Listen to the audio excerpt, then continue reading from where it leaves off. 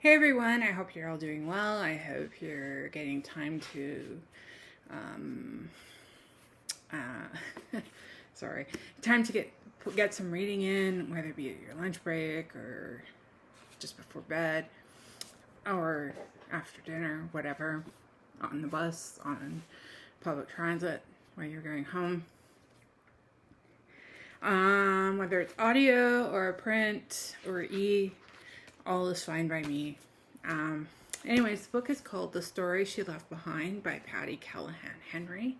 You might recognize her from such books as Surviving Savannah, Becoming Mrs. Lewis, and there's some other ones called The Secret Book of Flora Lee.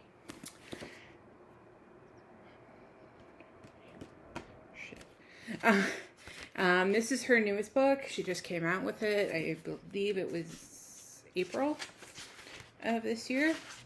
Copyright 2025. Yeah. It's really good. I really quite enjoyed it. It started out a bit slow, but we'll get to that after I read the flap, and we can go from there. Inspired by a true literary mystery, New York Times bestseller, selling author of the mesmerizing The Secret Book of Flora Lee, which I haven't read, returns with the sweeping story of a legendary book, a lost memoir, and a daughter's search for them both. In 1927, 8-year-old Clara Harrington's magical childhood shatters when her mother, renowned author Bronwyn Newcastle Fordham, disappears off the coast of South Carolina. Bronwyn, a literary prodigy, had stunned the world by writing a fantasy novel that became a national sensation when she was just 12. Her mysterious departure leaves behind not only a devoted husband and heartbroken daughter, but also the hope of ever translating the sequel into her landmark work, written in an enigmatic and invented language. As the headlines focus on the missing author, Clara yearns for something far deeper and far more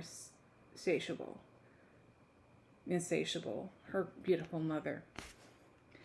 By 1952, Clara is an illustrator raising her own daughter, Winnie, when a stranger named Charlie Jameson contacts her from London, claiming to have discovered a handwritten dictionary of her mother's lost language. Clara is skeptical.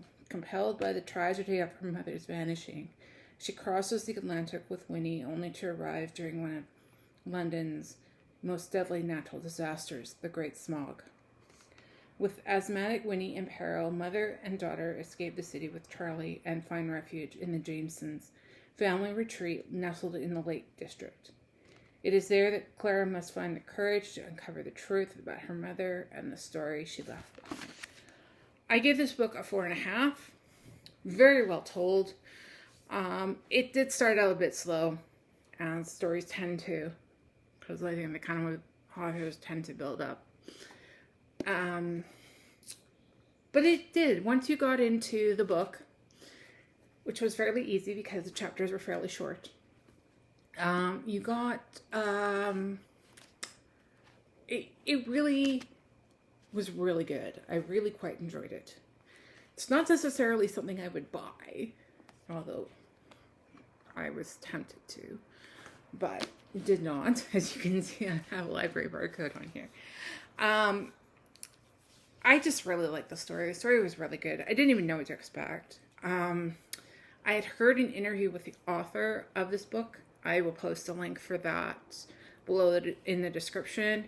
I'll also post a link to buy this book through bookshop.org through my my storefront, so that if you wish to buy this book, you can through and give me a little bit of money. You can pay me back a little bit. That'd be great. It'd be awesome.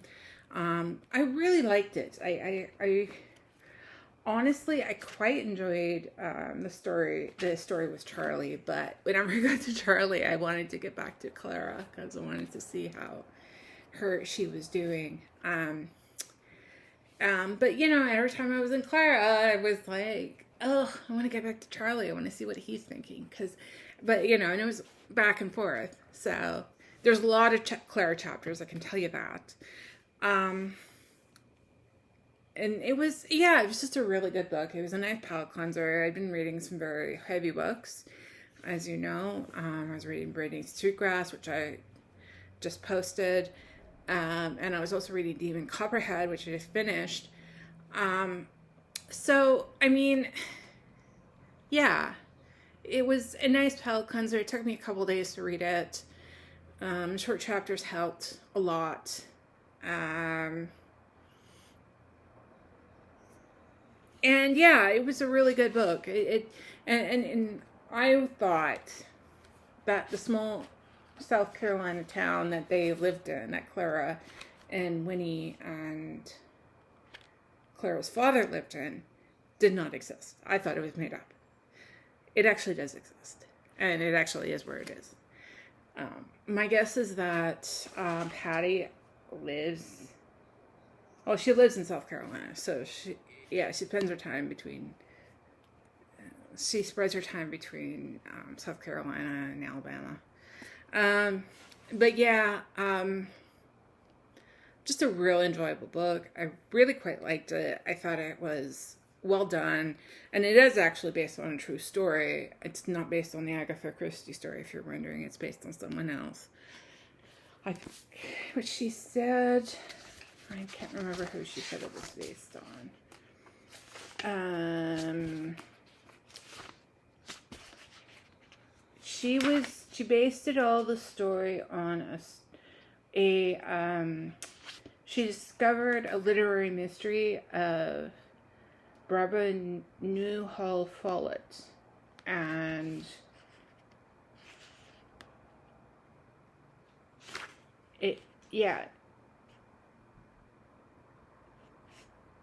so it is based on a true story. There's the basis in truth in the story, even though she made up the characters. All the characters are made up. Really well done. I really quite enjoyed it. I look forward to. I have read Becoming Mrs. Lewis, which is a really good book. I really quite enjoyed it, and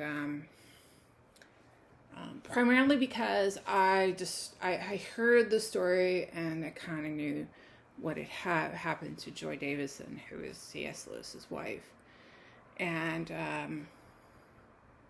just a really interesting story, that one is.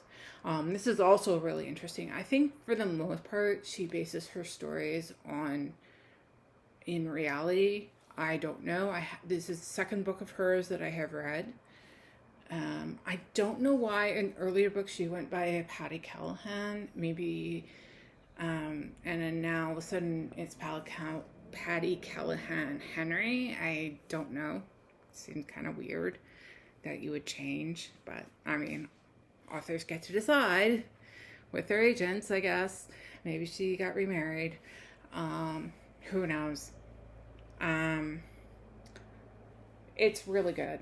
It's really, really good, and I highly recommend you go and read this book, but then also read her back catalog. I've heard really great things about her other books. Anyways, that was The Story She Left Behind by Patti Callahan Henry, and I will hopefully talk to you sometime soon. Bye for now.